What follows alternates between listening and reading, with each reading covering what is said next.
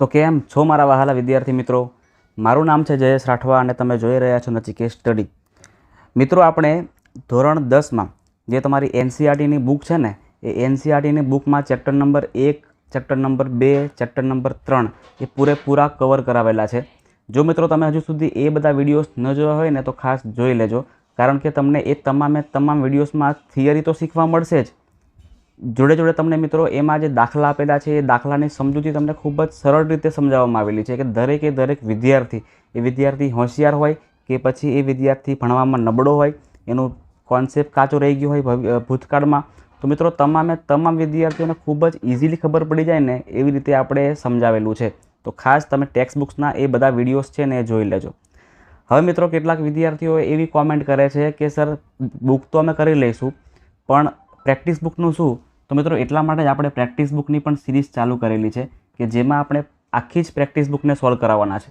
જેમાં મિત્રો આપણે ચેપ્ટર નંબર 1ને આખું પૂરું કરાવ્યું છે, જેમાં તમને સ્વાધ્યાય 1.1, સ્વાધ્યાય 1.2 અને સ્વાધ્યાય 1ના તમામ જે દાખલાઓ છે, ખરા ખોટા, વિકલ્પો, ખાલી જગ્યા, એક વાક્યના જવાબ, આ બધી જ વસ્તુ મિત્રો તમને સમજાવીને પૂરી કરાવેલી છે.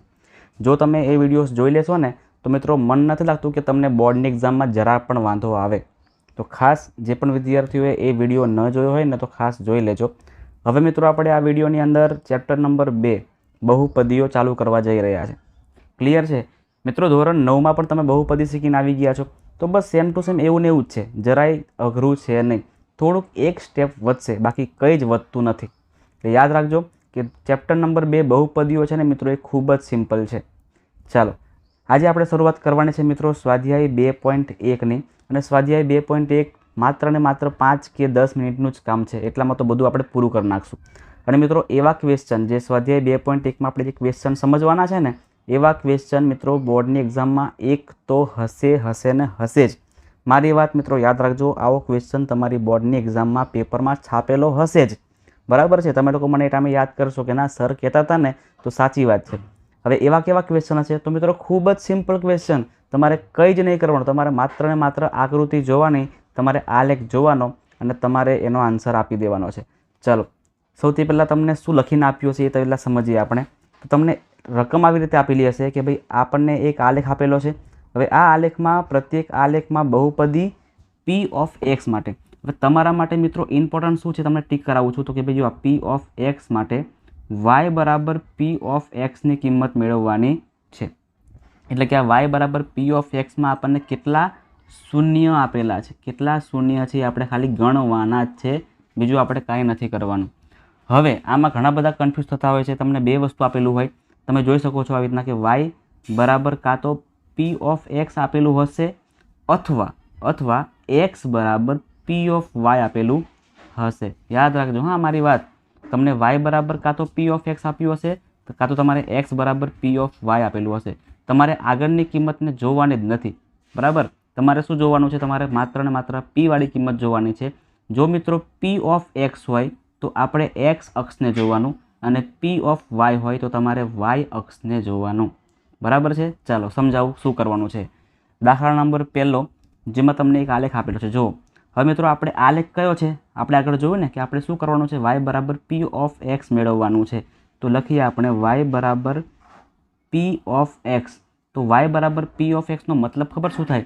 તો આપણે ખાલી p ઓફ x જોવાનું છે, એટલે કે x જે છે આપણે x રેખા આપણે જોવાની છે. આ રહી, તમે જોઈ શકો છો x લાઈન તમે જોઈ શકો છો.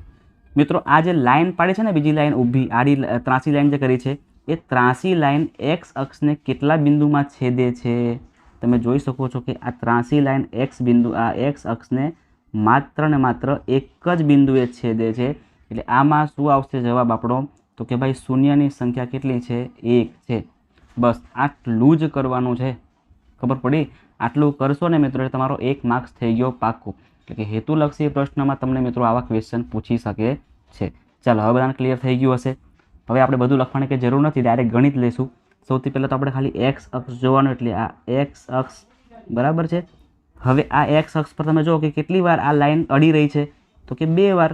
એક તો આ રહ્યું અને એક તો આ રહ્યું, એટલે કે કુલ 2 વાર ટચ થાય છે. એટલે આમાં કેટલા આવશે શૂન્યની સંખ્યા? તો કે 2 આવશે. શૂન્યની સંખ્યા કેટલી છે આની અંદર? 2 છે. ત્રીજો નંબર જો, આમાં તમે જુઓ કે એક્સ અક્ષને કેટલા બિંદુએ, તો સૌથી પહેલાં આપણે એક્સ અક્ષ બતાવીએ તો કે આ છે આપણો એક્સ અક્ષ, અને એક્સ અક્ષને કેટલા બિંદુએ છેદે છે. તો તમે જુઓ, તમને આ દેખાતું નહીં હોય તો આપણે કલર બતાવીએ તમને કરીને કે ચલો, જો આ દેખાય છે તમને લાઈન, તો આવી રીતે આખી એક લાઈન છે ને મિત્રો, એક કરેલી છે, બરાબર. તો કેટલા બિંદુએ છેદે છે તમે જુઓ કે અહીંયા આ પહેલું બિંદુ, પછી આ જો અહીંયા આ બીજું બિંદુ, અને અહીં જો આ ત્રીજું બિંદુ, એટલે કે કુલ મિત્રો 3 બિંદુએ છેદે છે.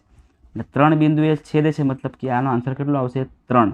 શૂન્યોની સંખ્યા બરાબર 3. આને શું કહેવાય મિત્રો? શૂન્યોની સંખ્યા. લખી પણ દઈએ, શૂન્યોની સંખ્યા. શૂન્યોની સંખ્યા 3 છે. નેક્સ્ટ 4 નંબરમાં જુઓ તમે અહીંયા કે આપણી એક્સ લાઈન તો આ રહી, પણ મિત્રો આ ઉપર જે લાઈન જઈ રહી છે ને, આ પરવલય છે, એ એક્સ અક્ષને એકેય બિંદુમાં છેદતો નથી, છે ને. એક્સ અક્ષની બહુ ઉપર છે, દેખાતું જ નહીં, અડધું જ નહીં. એટલે મિત્રો આ શું કહેવાય? શૂન્ય જ નથી. આમાં શું છે? શૂન્ય જ નથી. મતલબ કે શૂન્યની સંખ્યા કેટલી આવશે? 0 આવશે. શું આવશે? શૂન્યની સંખ્યામાં 0 આવશે. ચલો 5મો નંબર જો, આમાં એક્સ લાઈન સૌથી પહેલાં ડ્રો કરીએ આપણે. એક્સ અક્ષ સૌથી પહેલાં ડ્રો કરી લઈએ. ચાલો, હવે એમાં કેટલા બિંદુએ છેદે છે?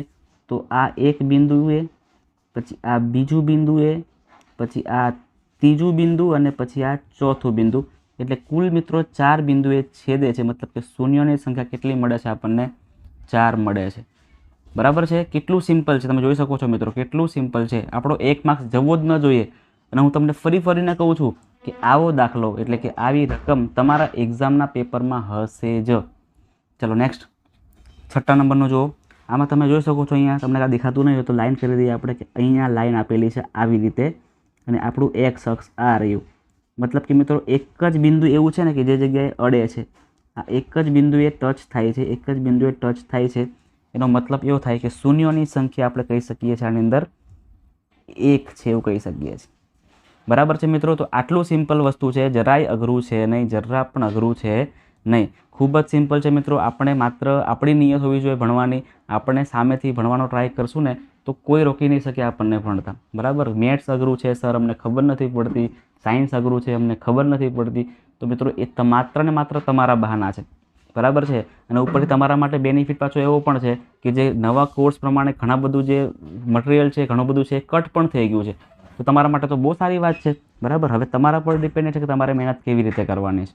તો ખાસ મિત્રો આ બધા જ દાખલા એકવાર ખાલી જોઈ લેજો. તમે પ્રેક્ટિસ નહીં કરો ને તો પણ ચાલશે. હું શું કહું છું? પ્રેક્ટિસ નહીં કરો તો પણ ચાલશે. માત્ર ને માત્ર એકવાર જોઈ લેજો અને સમજી લેજો, બસ. બીજું કંઈ કરતા નહીં.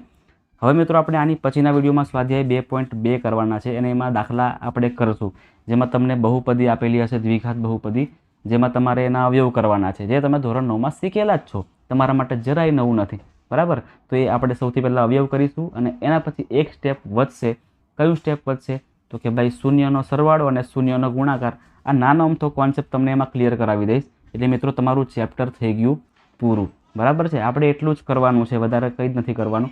આટલું તમે શીખશો ને તો ચેપ્ટર નંબર 2માંથી પણ તમારો 1 પણ માર્ક્સ નહીં જાય, એની પણ હું તમને ગેરંટી આપું છું. ક્લિયર છે મિત્રો?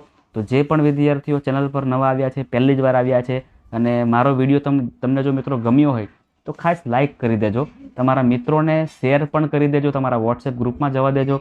બરાબર છે. અને ખાસ મિત્રો કોમેન્ટ પણ કરજો કે મારો વિડીયો તમને કેવો લાગે છે. તમારા પ્રતિભાવો મને જણાવજો, જેથી મિત્રો મને પણ એક મોટિવેશન મળે તમારા માટે સારામાં સારું કાર્ય કરવાનું.